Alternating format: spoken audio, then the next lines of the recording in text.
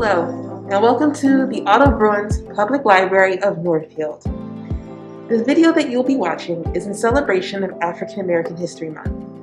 Last year, we were all joined together to celebrate in this very room through song, dance, poetry, and art. Although this time, things are very different. And that's okay. We are still powering on and will continue to celebrate safely and virtually at home. Thank you for watching.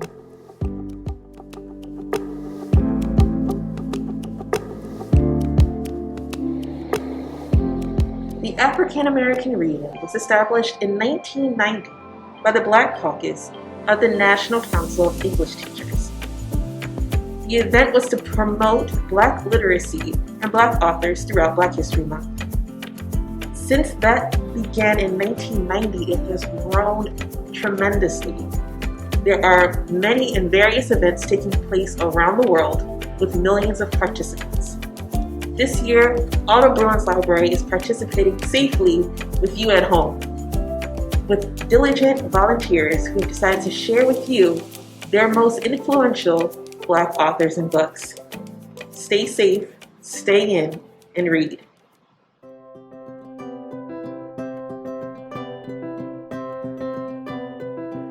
Hi, my name is Jamira. I am a 7th grade student. I am an athlete and founder of Jaja's Bookworms. Today I was asked to speak on my favorite book written by an African American author. I chose The Loraline, written by Crystal Allen. I chose The Loraline because it's one of my favorites. The theme of the book is to love your heritage, love where you come from, and love who you are. I believe this book is influential to me because I believe that my heritage and where I come from is special. I believe my people's history is something important to me. I also believe that learning your history, your heritage, and your path can help you pave a path to who you are today and to be yourself. I believe The Loraline was a good choice because this book, when I found it in the 6th grade, I believe it really spoke to me, my heart. I believe that the theme is a touching message, an inspirational message, and definitely something that the kids should learn. I wanted to say thank you, and this is an amazing book that I recommend, and everyone stay safe and keep reading.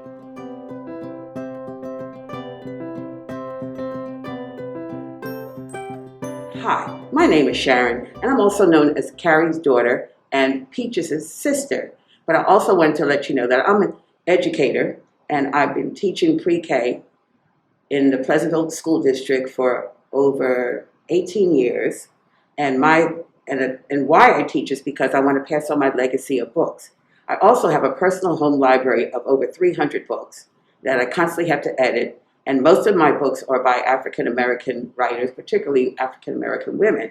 And the book that had the most impact on me at a very early age was The Bluest Eye by Toni Morrison. The book has changed my whole life, I'll put it like that. But today I wanted to share with you a poem by Mary Evans. She is from, 1919 to 2017. She's deceased, of course. But she wrote this poem, and I love it because it's children appreciate it as well as adults. I can be anything. I can do anything. I can think anything, big or small or high or low, wide or narrow, fast or slow, because I can and I want to. And it's also based on the African American cultural, call and response. It's something that's very inherent in the Black church. But anyway, I also want to show you Ruby Bridges. This is one of my favorite books now. It's called This Is Your Time. And Ruby Bridges, she is a grown woman now, but she was a little girl. She was 6 years old, and she integrated a school in William Francis Elementary. And she made civil rights history because she went to school and she had to help with marshals, and she didn't even have anybody. She couldn't go with the other kids because the white parents at that time did not want their white children to go to school with a Black child. And I was 8 years old at the time, because that was done in 1960. She was 6, I was 8. And I was so impressed by that because I remember seeing the footage on TV at the time. Anyway, I'd like to read a little bit to you. It was a difficult decision for both of my parents to agree to let me go to school along with the Marshalls, especially for my dad, but they knew it was necessary. My father, like most dads, wanted nothing more than to protect his little girl, but as a young black man, it was not safe for him to walk me to school. My father loved me more than I would ever know, and I felt he was my very own hero. Okay, why I chose to read that is also because I was a daddy's girl, and I was a daddy's girl because my daddy believed in education. He believed in books, and we had plenty of those at the time that I was growing up with him. And my father, he valued education more than anything. And books. And so I just wanted to let you know that my father was also my hero, and my father was also what I would consider a race man. And why I say race is because he was so proud of any achievements that the race was making out, the black race. And particularly, I knew a lot of heroes growing up that were local heroes. Now, I also want to go to this book, Alice Walker. It's called Her Blue Body, Everything We Know. And I think she has an extensive, I should say, anthology of work. But she also wrote a book of poetry that very few people seem to know about. And I have one poem in here because I just went from being child, and now that I'm getting gray, I love this poem. It's called Gray, and I'll read that to you. I have a friend who is turning gray, not just her hair, and I do not know why this is so. Is it a lack of vitamin E or B12, or is it from being frantic and alone? How long does it take you to love someone, I ask her. A few seconds, she replies. And how long do you love them? Oh, anywhere up to several months. And how long does it take you to get over loving them? 3 weeks, she said, tops. But did I mention I am also turning gray? It is because I adore this woman who thinks of love in this way. And so I just want to leave that with you, that I just love books, and I just wanted to leave you some of the books that made such an impact on me and is still making an impact on me. And I love children's books. I love, like I said, fiction by Black American writers, and I just love books. And those books are my life. I also was a former bookstore owner, and maybe from that too, but mainly I just love words. I love the power of words. I love the words on the pages. I love leafing through a new book. I love the smell of new books. And that basically sums up my life. Thank you.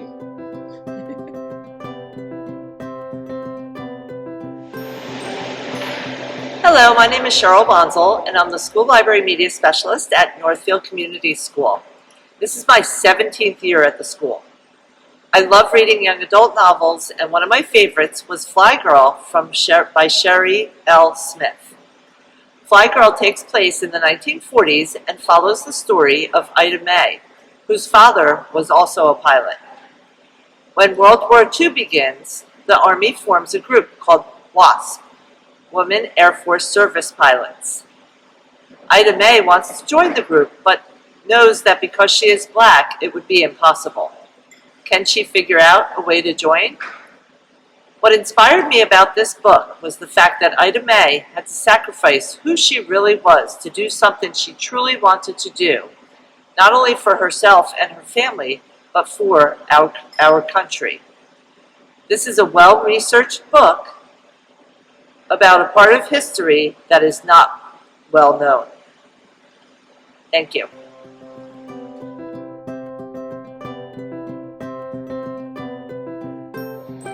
Hello, my name is Sheree, and I'm a library assistant here at the Northfield Public Library. My most influential read for me is The Skin I'm In by Sharon G. Flake. I read this book in middle school and could not put it down. It's the story of Malika.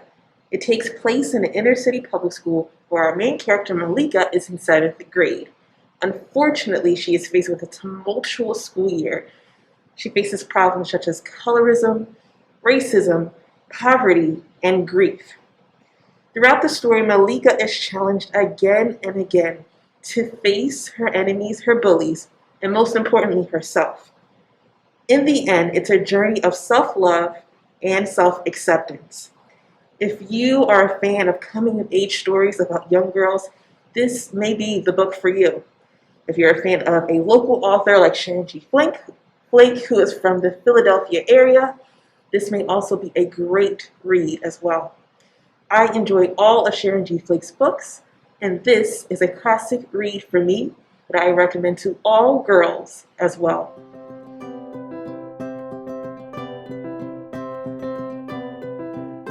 Hi, my name is Crystal Hutchinson. I am a first grade teacher at Middle Township Elementary number 1. One of the books that has been very influential in my teaching career in my classroom is Hair Love, and that's by Matthew A. Cherry. I love this book because representation matters. Representation in the books that we read to our students is very, very important. This little girl looks like a good portion of the students in my classroom, and I love that she looks like me.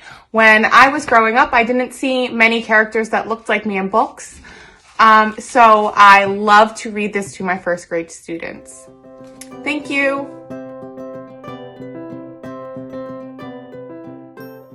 We're in. We are overcomers by the blood of the Lamb. No longer defeated. We're winners now. It's real easy. Come on. Da da da da da da da da. We will fight and we will